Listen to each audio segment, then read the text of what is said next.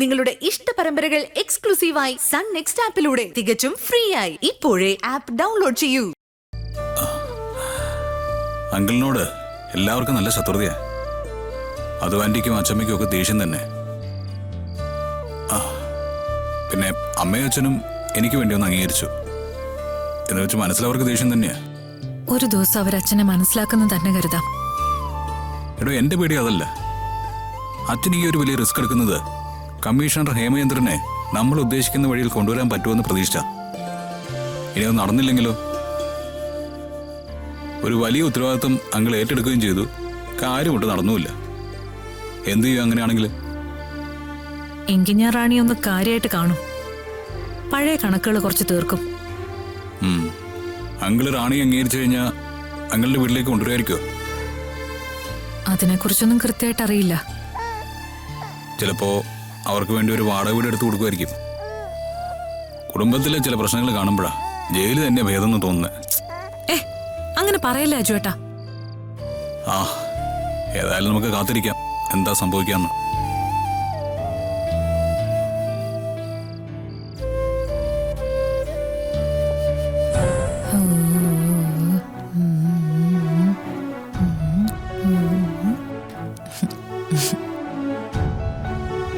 പൂജയായിട്ട് ഈ കുഞ്ഞിന് ഒരുപാട് ബന്ധം കാണുന്നുണ്ട്. പൂജയ്ക്കാണെങ്കിൽ സ്വന്തം കുഞ്ഞിനേക്കാളും ഇവളോടാണ് അടുപ്പം. ആരായിരിക്കും ഇവളുടെ യഥാർത്ഥ അച്ഛനും അമ്മയും?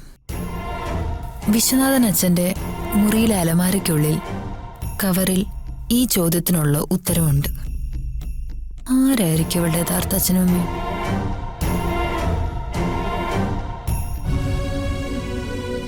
മോളെ. ആന്റി,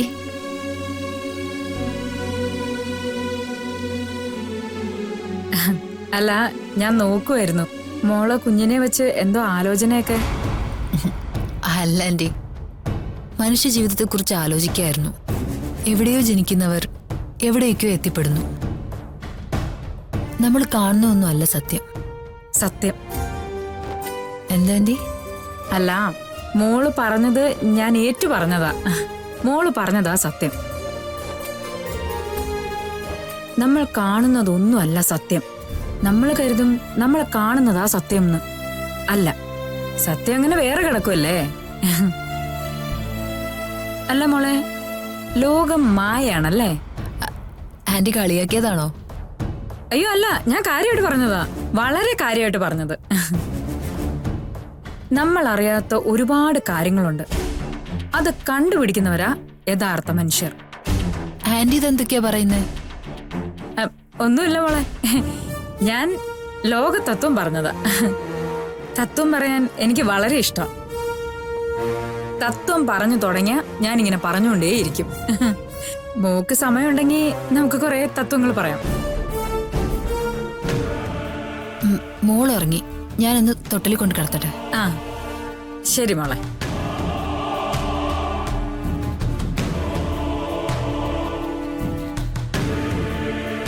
നിന്റെ തത്വങ്ങളൊക്കെ ഞാൻ പൊളിച്ചടുക്കും. വസന്ത, ഒന്നിങ്ങോട്ട് വാ. ഇവിടെ ഇരിക്ക്. നീ ഒന്ന് നന്ദന്റെ വീട് വരെ പോണം. പോയി അരുണിമ ഇങ്ങോട്ട് കൂട്ടിക്കൊണ്ട് വരണം. ഇവിടെ മറ്റാർക്കും എന്റെ വിഷമം മനസ്സിലാവില്ല. ഒറ്റപ്പെടുക എന്നതും ആ ഒറ്റപ്പെടലിൽ ജീവിതം തള്ളി നീക്കുക എന്നതും വല്ലാത്തൊരവസ്ഥയാ. ഈ അവസ്ഥയിൽ നമുക്ക് ചുറ്റും പലരും ഉണ്ടാവും. നമ്മുടെ ആഹ്ലാദ നിമിഷങ്ങൾക്കിടയിൽ നമ്മൾ ആരും അവരെ കാണുന്നില്ല. ആ അവസ്ഥയിലാ ഇവിടെ ഓരോരുത്തരും. എന്നെ ആരും മനസ്സിലാക്കുന്നില്ല. അമ്മേ, അങ്ങനെയൊക്കെ ചിന്തിക്കാതെ. ഇതിപ്പോ വലിയ പ്രശ്നമൊന്നും ആക്കണ്ട. ഇവിടെ ആരും അമ്മയെ എതിർത്ത് ഒരു തീരുമാനം എടുക്കില്ല. ഇപ്പൊ ഈ പ്രശ്നങ്ങളെല്ലാം ഉണ്ടായത് നന്ദേട്ടന്റെ പഴയ ബന്ധത്തിലെ പ്രതിഫലനമാണെന്നാ എല്ലാവരും വിശ്വസിക്കുന്നത്. അതുകൊണ്ടാ ആ കമ്മീഷണറുടെ പക മാറാൻ ഇങ്ങനെ ഒരു തീരുമാനം എടുത്തത്. ആ തീരുമാനത്തിൽ എനിക്ക് യോജിക്കാൻ കഴിയില്ല. അതുകൊണ്ടാ ഞാൻ പറഞ്ഞത്, നീ പോയി അരുണിമയെ കൂട്ടിക്കൊണ്ടുവരാൻ. മറ്റാരും ഈ വീട്ടിൽ എന്നെ സപ്പോർട്ട് ചെയ്യാനില്ല. നിനക്ക് എന്നെ സഹായിക്കാൻ കഴിയുമെങ്കിൽ നീ ഞാൻ പറയുന്നത് കേൾക്കണം. അമ്മേ, ഒന്ന് അരുണിമ ചേച്ചിക്ക് ഫോൺ ചെയ്താ പോരെ? ഞാൻ പോയി വിളിച്ചാൽ നന്ദേട്ടൻ അരുണിമ ചേച്ചി വിടുവോ? ഫോണിലൊന്നും സംസാരിച്ചാൽ ശരിയാവില്ല. ആ നന്ദൻ അവളെ ബ്രെയിൻ വാഷ് ചെയ്ത് വെച്ചിരിക്കുക. എനിക്ക് അവളോട് ഒറ്റയ്ക്ക് സംസാരിക്കണം. അതിനുവേണ്ടിയാ നിന്നോട് അവിടെ വരെ പോകാൻ പറയുന്നേ. നിനക്ക് കഴിയുമെങ്കിൽ നീ പോയി അരുണിമയെ കൂട്ടിക്കൊണ്ടു വരണം.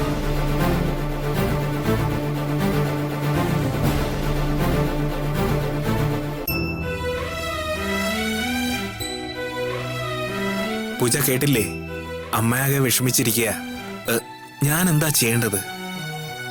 വസന്ത, നിന്നോട് പറഞ്ഞ കാര്യം ചെയ്യാൻ പറ്റുമെങ്കിൽ ചെയ്യ്. ഇവിടെ മറ്റാരോടും എനിക്ക് സംസാരിക്കണ്ട. അച്ഛമ്മേ, എന്താ ഇത്? എന്തിനാ ഇങ്ങനെയൊക്കെ വാശി പിടിക്കുന്നെ? എനിക്കൊന്നും സംസാരിക്കാനില്ല. അച്ഛമ്മേ, അച്ഛമ്മ കണ്ണടച്ച് ഇരുട്ടാക്കരുത്. കണ്ണടച്ചിരിക്കുന്നതിനേക്കാ ഭയാനകമാ പുറംതിരിഞ്ഞു നിൽക്കുന്നത്. പുറംതിരിഞ്ഞു നിൽക്കുന്നത് ഒരു നിഷ്ക്രിയതയുടെ പ്രതീകമാണ്. അച്ഛമ്മ കാണേണ്ടത് കാണണം. അച്ഛന്റെ അവസ്ഥയൊന്ന് മനസ്സിലാക്കണം. അമ്മയും അച്ഛനും ഒരുമിച്ചെടുത്ത തീരുമാനമാണ്. പ്രത്യേകിച്ചൊന്നും സംഭവിക്കാനും പോകുന്നില്ല. തൽക്കാലം നമുക്ക് വേണ്ടത് മനഃശാന്തിയാ. ഈ വയസ്സുകാലത്ത് മരുമകന്റെ അവിഹിതത്തിന് കുടപിടിക്കണമെന്നാണോ നീ പറയുന്നേ? ഇതേ നിന്റെ പെറ്റമ്മയോട് കാണിക്കുന്ന നെറിയടാ. എന്നെ നിങ്ങൾ എല്ലാവരും കൂടെ അങ്ങ് കൊല്ല്. എനിക്കതൊന്നും കാണാൻ വയ്യ. അച്ഛമ്മേ, കാഴ്ചയല്ല അനുഗ്രഹം. മറ്റുള്ളവരുടെ മനസ്സും മനോഭാവം അറിയുന്നതാണ് ഏറ്റവും വലിയ കാര്യം. നമ്മൾ കാണണമെന്നും കേൾക്കണമെന്നും വിചാരിക്കുന്ന പല കാര്യങ്ങളും പിന്നീട് അത്ഭുതങ്ങളായി മാറും. കണ്ണടച്ച കാഴ്ച കിട്ടില്ല എന്നുള്ളത് ശരിയാ. പക്ഷെ കണ്ണടച്ചാലും മറ്റുള്ളവരുടെ മനസ്സ് കാണാനുള്ള ഉൾക്കാഴ്ച ഉണ്ടാവണം. ഈ വീട്ടിലുള്ള എല്ലാവരും അതാ ചെയ്യുന്നേ. സത്യം നമ്മുടെ മുന്നിൽ തെളിഞ്ഞു നിൽക്കുന്നുണ്ട്. അത് അച്ഛമ്മ മനസ്സിലാക്കണം. ഈ വീട്ടിൽ ആർക്കും ഇനി ഒരു ദുരിതവും വരരുത്. അച്ഛമ്മേ, ഈ പ്രശ്നങ്ങളിൽ ഏറ്റവും കൂടുതൽ ദുരിതം അനുഭവിച്ചത് പൂജേച്ചിയാ. സ്വന്തം അച്ഛന്റെ മറ്റൊരു ബന്ധത്തിലുണ്ടായ റാണി ചെയ്തു കൂട്ടിയതെല്ലാം പൂജേച്ചിക്ക് എതിരായിരുന്നു. പൂജേച്ചി ആവുന്ന രീതിയിലൊക്കെ ഉപദ്രവിച്ചു. ഇനിയും ഈ വീട്ടിൽ കണ്ണീര് വീഴരുതെന്ന് ആഗ്രഹിച്ച എല്ലാവരും നന്ദനങ്ങളിന് മൗനാനുവാദം നൽകിയത്. അവര് വേണമെങ്കിൽ എന്നെ കൊന്നോട്ടെ. എന്റെ മരണം കൊണ്ട് ഇതിനൊരു പരിഹാരമാവുമെങ്കിൽ അങ്ങനെ ആവട്ടെ. എന്തായാലും നന്ദന്റെ അവിഹിതത്തെ അംഗീകരിക്കാൻ എനിക്ക് മനസ്സില്ല. എന്റെ മനസ്സിനെ അത്രയും വലിപ്പമില്ല. വിശാല ഹൃദയമുള്ളവര് അതിന് കൂട്ടുനിന്നോ. എനിക്കിപ്പോ സൗകര്യമില്ല. അച്ഛമ്മേ, അച്ഛമ്മയുടെ മനസ്സെനിക്ക് കാണാം. ഈ കാര്യത്തിൽ ഏറ്റവും കൂടുതൽ എതിർക്കേണ്ടത് ഞാനല്ലേ. മരണം ഒന്നിനും ഒരു പരിഹാരമാവില്ല.